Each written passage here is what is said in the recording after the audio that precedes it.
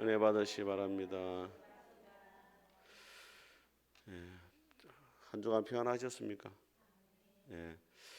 오늘은 데살로니가 후서 말씀을 살펴보겠는데, 데살로니가 후서는 사도 바울이 데살로니가 전서를 기록한 다음에 1년 조금 지났을 때 고린도에 있을 때 데살로니가 교회로부터 또 다른 소식을 듣게 되어집니다. 소문이 들려오는데 첫째는 좋은 소식입니다. 교회가 믿음 안에 든든히 잘 서가고 있다, 이런 소식을 듣게 되고, 두 번째는 좋지 못한 소식인데 주님의 재림이 가까웠다고 하면서 사람들이 생업에서 떠나는 거예요. 자기 일을 하지 않는 겁니다. 왜? 주님이 곧 오시니까 일을 할 필요가 없다는 거예요.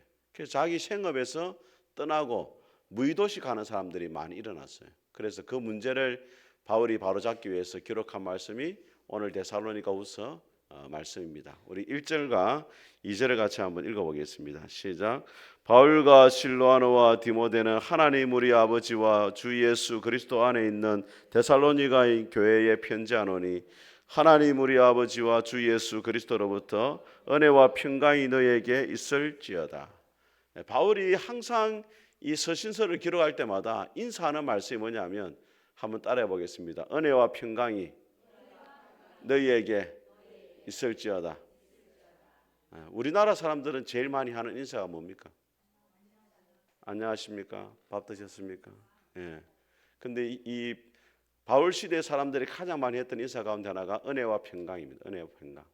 은혜가 뭡니까, 여러분? 은혜라는 것은 하나님이 값없이 주시는 호의예요. 예. 우리는 값없이 뭘 잘 안 주잖아요. 대가를 바라잖아요, 항상. 그죠? 근데 하나님은 값없이 우리에게 사랑을 베푸시고 호의를 베푸시는데, 그게 뭐냐면 은혜입니다. 특별히 사람의 힘으로 할 수 없는 일들을 하나님이 가능하도록 도와주는 것은 뭐냐면 은혜예요. 저와 여러분들이 죄인이었는데 어떻게 구원을 받았습니까? 옆에 사람 한번 보세요. 구원받을 만한 얼굴로 보입니까, 여러분? 예. 도무지 구원받을 만한 자격이 없는 사람들이었잖아요. 그런데 우리가 구원을 받았잖아요. 그게 바로 하나님의 뭐라고요? 은혜입니다. 저 이번에 어버이날 맞이해가지고 5월 5일 날 그 시골에 한번 갔다 왔잖아요. 그 어머니도 보고 이렇게 했는데, 그 이제 어머니가 이제 그 옛날 생각을 잘 하시도록 이제 사진을 이렇게 가져왔는데, 그러다 집에 사진을 찾아보니까 옛날에 그 원스 어폰 어 타임 롱롱하고 아주 오래 전에 찍었던 사진이 있었어요. 제가 무슨 사진이냐면, 제가 다니던 청암교회라는 그 아주 작은 교회가 있었습니다, 시골에. 그때 당시에는 교회가 엄청 커 보였는데, 어릴 때는. 지금 가보니까 교회가 우리 교회 한 4분의 1 정도 되려나 하는 그런 교회입니다. 그 교회 정문에 찍은 사진인데, 가운데는 그때 여선생님, 고등학생이었는데 여선생님이었습니다. 예뻤습니다. 그 선생님이 딱 앉아있고, 뒤에 남자 3명이 이렇게 어깨동무하고 있는데, 제가 센터, 항상 센터 본능이 있어요. 센터에 서고 이렇게 어깨동무를 했는데, 한 친구하고 이렇게 같이 같은 또래였어요, 그때. 그 사진을 딱 봤는데 그 초등학교 한 2학년, 3학년 된 것 같아요. 한 3, 4학년 됐겠네. 그 사진을 보는데 놀라운 거예요. 그때 주일학교 4학년, 3학년이 될 나이인데, 그때 그 학생 중에 3명 중에 2명이 목사가 된 거예요. 저하고 이제 그 친구가 목사가 됐죠. 그 친구도 이제 어령마산교회라고 저 함안 쪽에 이제 거기 목사가 된 거죠. 근데 그 두 사람을 뭐 그때 담임이 누구냐면 그 선생님, 고등학교 선생님. 근데 고등학교 선생님이 아이들을 가르칠 때 그 2명이 목사가 될 거라고 누가 생각을 했겠습니까? 그 또 시골의 작은 교회에서. 돌아보면은 하나님의 은혜가 아니고서는 될 수가 없는 거죠. 오늘 이 데살로니가 교회는 환난과 핍박 가운데 있었거든요. 예수 믿는 게 힘들었어요. 그런 가운데 가장 필요한 게 뭐냐면 하나님의 은혜가 있어야 교회가 든든히 세워질 수 있으니까, 바울이 인사할 때마다 너희에게 뭐가 있기를 원한다? 하나님의 은혜가 있기를 원한다. 두 번째는 뭘 있기를 원한다? 평강이 있기를 원한다. 이 평강이라는 것은 하나님과의 화해, 온전한 관계 속에서 누리는 평화와 안전을 이야기합니다. 세상 사람들에게 왜 진정한 평화가 없느냐? 세상 사람들이 마음이 평안이 있고 기쁨이 있고 행복해 보이지만 참된 행복은 없어요. 그걸 우리가 어떻게 할 수 있습니까? 나이트클럽 한번 가보세요, 여러분. 안 가봤죠? 네, 저도 안 가봤는데 어떤 분이 이런 말 하다. 나이트클럽 가서 춤추는 사람들을 보잖아요. 얼굴 표정이 다 안 밝대요, 사실은. 가만히 보면은. 그리 재밌고 신나게 놀아도 마음에 평강이 없는 거예요. 술을 먹고 또 마약을 하고 즐거워 보이지만 결과적으로는 뭐냐? 인생이 더 망가지는 거예요. 하나님과의 진정한 평강이 없으면 인생의 참된 행복을 누리지를 못한다는 거예요. 그래서 오늘 바울이 하나님과의 관계 회복을 통해 가지고 너희에게 인생의 진정한 평화와 안정과 행복이 있기를 원한다. 너희들이 외적으로는 환란이 있고 핍박이 있고 어려움이 있지만은 하나님과의 바른 관계 속에 살아가니까 위로부터 오는 하나님의 평강이 너희에 있기를 원한다. 우리가 부르는 찬송 가운데 뭐가 있습니까? 평화 평화로다 하늘 위에서 내려오네 그 사랑의 물결이 영원토록 내 마음을 채우소서. 뭐 그런 게 있잖아요, 그죠? 하늘로부터 오는 게 진정한 평화고 행복인 줄 믿습니다. 오늘 바울이 이 데살로니가 교회에 또 감사의 제목이 있습니다. 우리 3절을 같이 한번 읽어보겠습니다. 3절 같이 읽겠습니다. 시작. 형제들아 우리가 너희를 위하여 항상 하나님께 감사할지니 이것이 당연함은 너희의 믿음이 더욱 자라고 너희가 다 각기 서로 사랑함이 풍성함이니. 자, 바울이 감사하는데 여러분 우리가 주로 감사하는 제목은 어떤 제목입니까? 대부분 일반적인 감사는 자기 감사예요. 자기. 그죠? 네. 자기에 대한 감사가 많아요. 뭐 생일을 맞아서 감사합니다. 뭐 우리 아들이 뭐 학교 가서 감사합니다. 취업을 해서 감사합니다. 근데 바울은 항상 편지를 쓸 때마다 무엇을 감사합니까? 너희들 때문에 내가 뭐하다? 감사하다. 네. 저는 여러분들이 주변에 사람들 때문에 감사할 수 있기를 주의 이름으로 축복합니다. 네. 또 주변의 사람들이 여러분이 볼 때 감사가 되는 그런 삶을 여러분들이 좀 살았으면 좋겠어요. 주변 사람들이 볼 때 어떻습니까, 여러분? 주변 사람들 여러분을 볼 때 감사가 절로 나옵니까? 아니면 짜증이 납니까? 예? 주변 사람들이 여러분을 떠올릴 때마다 뭐가 돼야 돼요? 감사가 돼야죠. 감사. 사도 바울이 브리스가와 아굴라 부부를 생각할 때 저들이 보고서 이방인의 모든 교회가 다 감사한다는 거예요. 그래서 여러분들을 떠올릴 때마다 사람들이 감사가 되고 또 하나님이 여러분을 생각할 때마다 기쁨이 되는 그런 삶이 되기를 바랍니다. 근데 오늘 데살로니가 교회에 바울이 감사했던 건 두 가지입니다. 첫째는 뭐냐면 믿음이 더욱 자랐다는 거예요. 여러분 데살로니가전서 1장에 보니까 데살로니가 교회가 자랑하고 소문난 게 있었어요. 세 가지 뭡니까? 믿음의 역사, 사랑의 수고, 소망의 인내. 그 당시에도 믿음이 좋은 걸로 소문이 났어요. 주변의 교회에. 그런데 바울이 1년이 지났는데 데살로니가 교회 성도들의 믿음이 어떻게 했다? 더욱 자랐다는 거예요. 저는 여러분들의 믿음이 날마다 자라가기를 축복합니다. 얼마나 귀해요, 여러분. 성도들의 믿음이 자라가야 되는데 시간이 지나면 퇴보되는 사람이 있거든요. 근데 여러분 어떤 환경에서 믿음이 잘 자라겠어요? 모든 것이 평안하고 또 교회가 이렇게 뭐 좋은 시설도 갖추어져 있고 찬양도 잘하고 또 설교자도 설교도 잘하고 모든 것이 평안할 때 이 사람이 믿음이 자라는 것은 당연해 보이잖아요. 그런데 지금 데살로니가 교회가 어떤 상황이라고요? 환난과 핍박 가운데 있단 말이에요.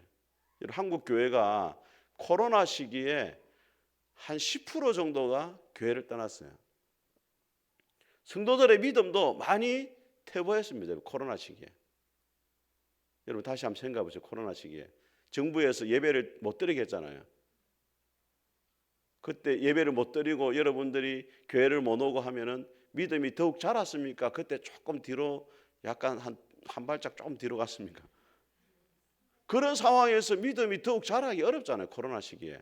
근데 지금 데살로니가 교회는 코로나 시기보다 더 위험한 환난과 핍박 가운데 있는데도 믿음이 뭐였다? 더욱 자랐다는 거예요. 어떻게 해서 데살로니가 교회가 그렇게 믿음이 자라갈 수가 있겠습니까? 데살로니가서 2장에 보면 이렇게 말합니다. 너희가 하나님의 말씀을 받을 때 사람의 말로 받지 아니하고 하나님의 말씀으로 받음이니 너희 믿는 자 속에서 더욱 그러하다. 이렇게 이야기해요. 데살로니가 교회 믿음이 자란 첫 번째 원인은 뭐냐면 사람의 말로 말씀을 받지 않냐고 뭐로 받았다? 하나님의 말씀으로 받았다는 거예요. 여러분 로마서 10장에 보게 되어지면 믿음은 들음에서 나는 거예요. 그 들음은 그리스도의 말씀입니다. 말씀을 듣는 것에 따라 가지고 믿음이 자라고 안 자라고 결정이 되는 거예요. 그 데살로니 교회가 어땠다면 하나님의 말씀을 하나님의 말씀으로 받았다는 거예요. 티 양육 때도 제가 말씀드렸지만은 사도행전 10장에 보게 되어지면은 베드로가 고넬료의 집에 갔을 때 고넬료가 이렇게 말합니다. 우리는 주께서 당신에게 주신 말씀을 듣기 위해서 다 하나님 앞에 있습니다. 베드로가 왔는데 베드로 당신 앞에 서 있다 말하지 않냐고, 주께서 당신에게 주신 말씀을 듣기 위해서 누가 앞에 와 있다? 하나님 앞에 와 있습니다. 지금 오늘 여러분들은 누가 앞에 와 있습니까? 아이고 거짓말 잘한다. 하나님 앞에 서 왔는데 지금 그 표정이에요. 지금 우리가 하나님 앞에 예배 드릴 때 진짜 하나님 앞에 와 있는지 생각해 봐야 돼요. 또 부족한 제가 말씀을 전하지만은 여러분이 제가 전하는 말을 진짜 하나님의 말씀으로 받고 있는지. 예. 대통령 앞에서 대통령 하는 말을 들으면 여러분 어떤 자세로 듣겠습니까? 이래 듣겠어요? 눈을 푹 뜨고 말이지 다 안 놓치려고 딱 이렇게 깨어 있는 우리 성도들 한 번씩 보면 제가 이 예배 시간에 와 있는지 어시장에 와 있는지 헷갈릴 때 있습니다. 어시장에 그 생선들 보면 막 눈이 흐리멍텅해가지고 물론 이해는 되지만은 피곤하면 이해는 되지만은 우리가 항상 어떤 자세를 가야 되느냐? 하나님 앞에 내가 예배를 드리고 있다. 이걸 놓치면 안 돼요. 데살로니가 교회 성도들이 믿음이 1년 정도밖에 안 됐잖아요. 그럼에도 불구하고 잘하는 거는 항상 하나님의 말씀을 들을 때 어떻게 들었다? 하나님의 말씀으로 받았다는 거예요. 여러분 씨뿌리 비유에서 열매 맺는 밭이 어떤 밭입니까? 옥토와 같은 밭이잖아요. 결국에는 말씀이 뿌리를 내려야 거기서 뭐가 하냐면 열매가 자라가거든요. 그게 첫 번째 이유입니다, 여러분. 그래서 여러분들이 하나님 말씀을 어떤 자세로 받느냐, 얼마나 가까이 하느냐, 이게 믿음이 자라는 증거가 되는 겁니다. 두 번째는 뭐냐면 사랑이 풍성하다 했습니다. 그러니까 여러분 환난과 핍박 가운데 있지만은 서로 사랑하면은 이 믿음을 이겨낼 수가 있는 거예요. 그 환경을 이겨낼 수 있는 믿음을 가지게 되는 거예요. 제가 이번에 울산에 오늘 저기 박만 교수님이 좀 호출해가지고 좀 갔다 왔어요. 갔다 왔는데 참 어느 날은 이렇게 그러시더라고. 어느 날은 말할 힘이 없다더라고. 앉아 있는데 뭐 아내가 사모님이 이야기하면은 듣기는 듣는데 말을 못하는 거예요. 그 정도 힘이 없는 거예요. 오늘은 그런 컨디션이 좋다 하면서 그래도 말을 하는데 이제 약간 쇳소리가 이렇게 나더라고요. 예. 그래서 만약에 교수님 옆에 가족이 아무도 없다고 생각해 보세요.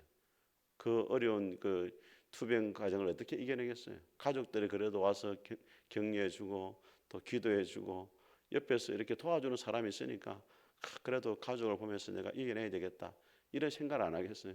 예. 우리 남자분들 가장분들이 회사 생활이 힘들고 어려울 때 어떤 생각을 합니까? 누워있는 처자식을 보면서 나를 위해서 저렇게 있는 아이들이 있는 내가 힘을 내야지 그런 마음을 가진단 말이에요. 사랑의 공동체가 있을 때 그 사람의 믿음을 잃어버리지 않고 다시 일어설 수 있거든요. 그래서 히브리서 10장에 뭐라 말하냐면 서로 돌아보아 사랑과 선행으로 격려하고 모이기를 피한 어떤 자를 습관같이 하지 말고 그날에 가까움을 볼수록 더욱 그리하자. 서로 돌아봐라. 왜? 그 당시에도 환난과 핍박이 있는 시대니까 히브리서 10장에 서로 돌아보아 서로 격려해가지고 믿음 안에 굳게 서도록 만들자. 그렇게 이야기를 하는 거예요. 신도의 공동생활이라는 책을 쓴 보네퍼 목사님이 계십니다. 히틀러 정권 때 썼는데 20대 초반에 대학 교수가 됐어요. 39살에 이분이 히틀러에 처형이 됩니다. 감옥에서. 33살에 쓴 책이 신도의 공동생활이에요. 2차 세계대전 때 얼마나 많은 사람들이 죽었습니까? 앞이 안 보이는 거예요. 크리스찬들도 환난이 있고 핍박 있는 시대에 어떻게 우리가 믿음을 지킬 것이냐. 보네퍼 목사님의 답은 뭐냐면 신도의 공동생활. 공동체를 통해 가지고 우리가 이 어려움을 이겨내야 된다. 공동체가 없이는 이겨내지 못한다는 거예요. 그걸 강조한 거예요. 하나님이 왜 우리를 푸른 숲이라는 이 공동체로 모이게 하셨느냐. 혼자의 힘으로는 믿음을 지켜내기가 힘들기 때문에 서로 모여가지고 격려해주고 기도하고 서로 교제하는 가운데 믿음이 더욱 자랄 수 있는 그런 사랑의 공동체를 만들어 가라는 거예요. 저는 푸른숲 교회가 사랑의 공동체를 형성해 가지고 서로 믿음이 더욱더 자라가는 일에 함께 귀한 동력자로 세워질 수 있기를 주님의 이름으로 축복합니다. 우리 5절 말씀 같이 한번 읽어보겠습니다. 5절 같이 한번 읽어보겠습니다. 시작.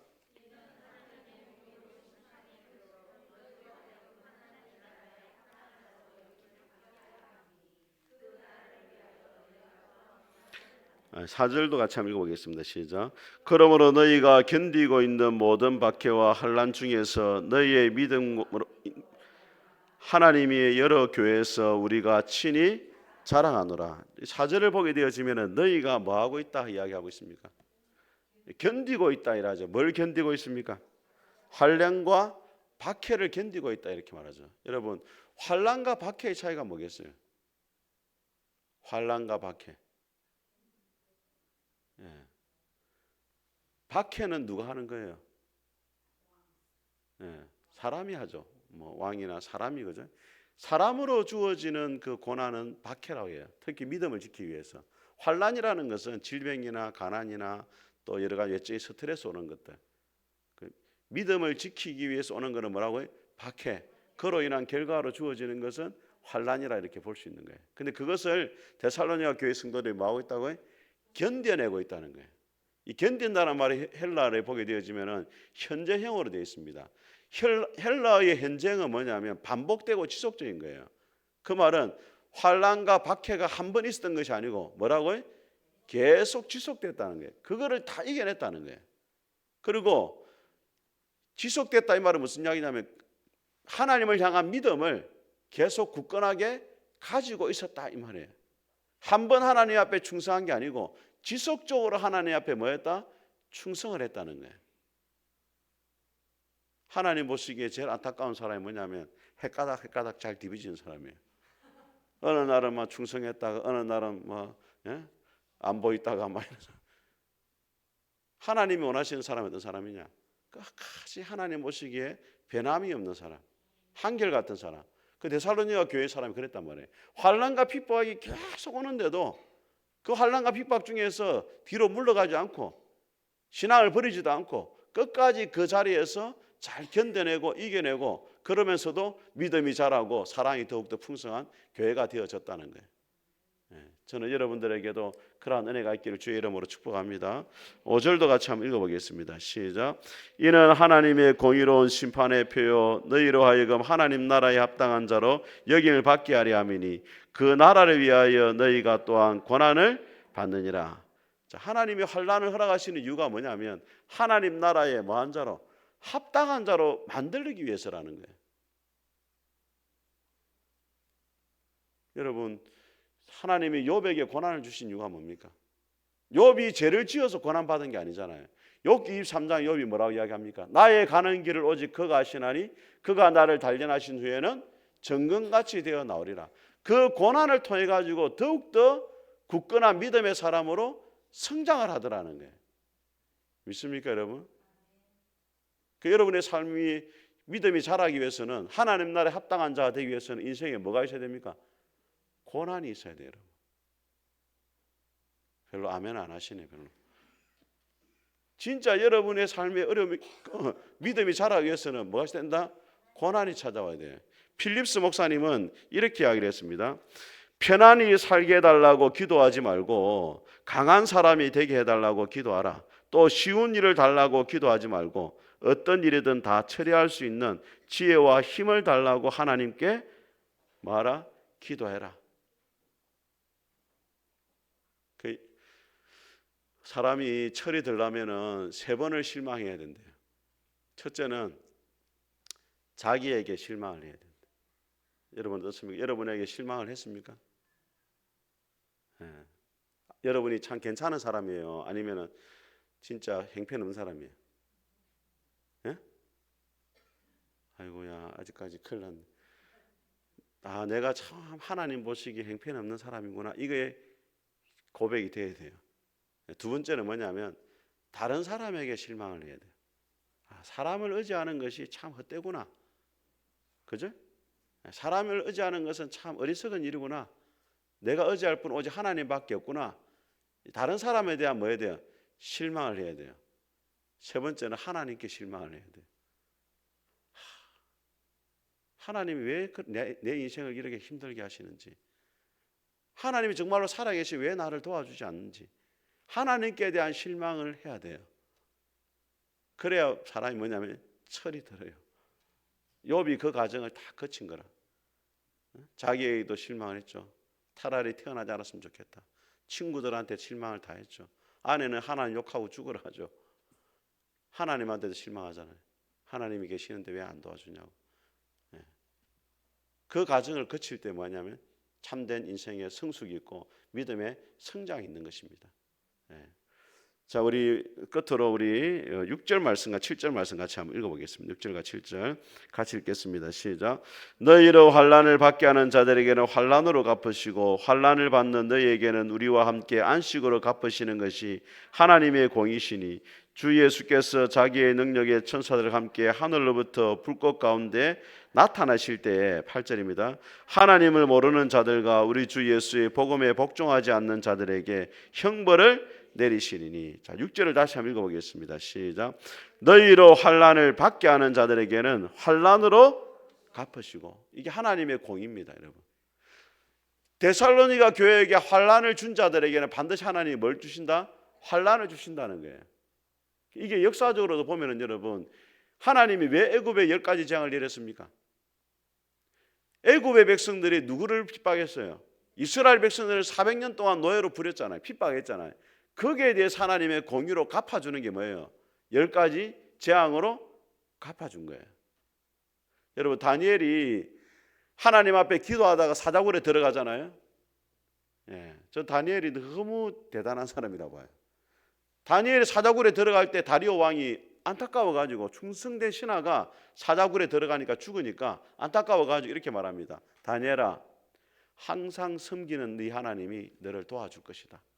네가 지금까지 항상 하나님만 섬겨왔는데 그 하나님이 너를 도와줄 것이다. 얼마나 대단한 고백입니까, 여러분? 이방인의 입에서 이런 고백이 나와야 돼요. 여러분을 보면서 집사님이 섬기든 항상 섬기던 그 하나님이 집사님을 도와줄 줄 믿습니다. 네가 대충 섬기더니 알아서 해라니. 이래 되면 곤란한 거예요. 항상 섬기는 하나님 도와줄 거다. 그래가지고 다니엘이 들어가요. 다음 날이 됩니다. 또 다리오 왕이 또 달려가요. 달려가서 또 뭐라고 이야기하냐면 항상 섬기는 네 하나님이 너를 도와주셨느냐 하니까 다니엘이 왕이시여, 하나님이 어젯밤에 사자들의 입을 닫아가지고 나를 물지 못하게 해가지고 내가 지금 살게 되어졌습니다. 하나님이 도와줘가지고 사자들이 물거리는데 굴 밑으로 떨어졌는데도 하나님이 사자 입을 닫아가지고 살아난 거예요. 그래가지고 이제 왕이 어떻게 합니까? 다니엘을 고소했던 사람들 사자굴에 집어넣잖아요. 그게 어떻게 돼요? 땅에 떨어지기도 전에 사자들이 물어가지고 다 죽여버려요. 왜 그렇게 했습니까? 어젯밤에 물렸는데 하나님 입을 막으니까 얼마나 신경이 났겠어요, 이것들이. 기분 나빠 했는데 이제 입이 또 다른 사람들이 떨어지니까 기분 좋아가지고 확 못 본 거라. 그래가지고 하나님이 그 환난을 당하게 한 자들에게 뭐로 갚아주셨다? 환난으로 갚아주셨다. 그래서 여러분, 하나님이 반드시 우리를 힘들게 하는 사람들, 하나님의 백성을 괴롭히는 사람들에 대해서는 반드시 언젠가는 원수를 갚아줍니다. 그래서 로마 10장에 뭐라 말하냐면 원수를 갚지 말고 원수를 갚는 자에게 맡기고 악에게 지지 말고 따라합니다. 선으로 악을 이겨라. 우리를 힘들게 하는 사람들에게 원수를 갚아주는 사람이 아니고 원수 갚는 것은 누구한테 맡겨야 됩니까? 하나님께 맡겨야 돼요. 그러면 하나님이 언젠가는 심판하신다는 거예요. 목사님, 내가 죽을 때까지 잘 살던데요. 잘 살 수 있죠. 근데 죽고 나면 무슨 심판이 기다리십니까? 지옥의 심판이 기다리고 있다.